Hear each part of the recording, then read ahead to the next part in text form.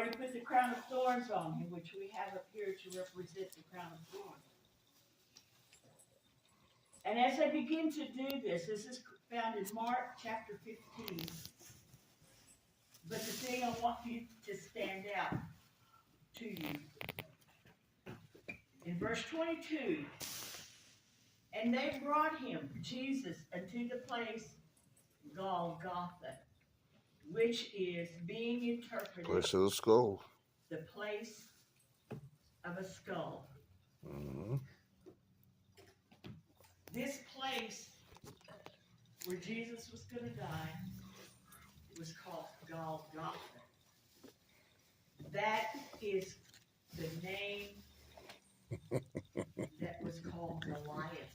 Yeah. And it said that he went to that place, which being interpreted the place of a skull. Not the, but a skull. So this is the place where David picked up Goliath's head in the New Testament and buried it because it was well known, Golgotha, the place of the skull. And let me tell you this, parents, and I tell mine that are under me. I do not let my children wear skull t-shirts.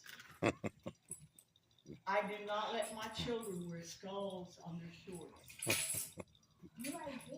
I do not let them wear anything that has a skull on. I said, don't you dare put a skull tattoo on yourself. Why? Because that's a curse. Goliath cursed God, and he paid for it. David cut his head off, buried it in a place, Golgotha. That's where his head is. Goliath was the enemy to the Israelites. You bring a curse on yourself and your family because it's a place called a skull. It represents death. It don't represent life.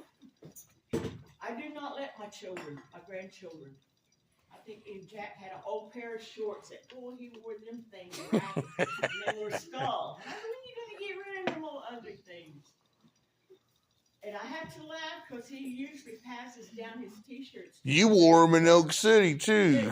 Them shorts were. And so we're cat meeting, and I think I just remember which one I asked. He said, you got shorts, and they threw them to me. And it was them skull shorts. But children, skulls are not what you wear. And I gave them away. Yeah, I think we almost burned them. The skull does not represent life. It does not represent blessing. And when you begin to learn to keep these things out of your home is going to be even more blessed. That's true. That's why I got rid of them. Gave it to me. But when you begin to clean your house of these things, which you think is innocent, that's what the enemy wants you to believe. And it's not. You don't put things that went against God and His Word. You don't bring them into your home. And when I buy T-shirts, when I look at things, I look at them and make sure, they're appropriate. And so I leave that with the parents, grandmas, grandpas, aunties, uncles. The skull is not cool. The skull is not something you want. Yes. Because it's a curse. It's death. And they're trying to make it look alive. I see one time that had flowers coming out of the eyes. Flowers on his head. His cheeks had flowers. I'm looking at it. I said, I don't care what you put on that. That's still a skull and it's still ugly. But that's the reason why he said that.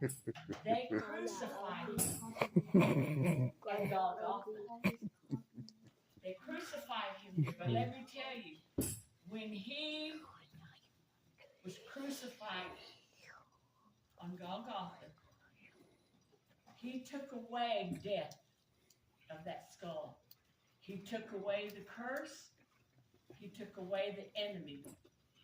Because that's where they sat him, and that's where he rose from the dead. Amen. He won victory over that. Yes. From the beginning of the Old Testament with David to where he died on the cross.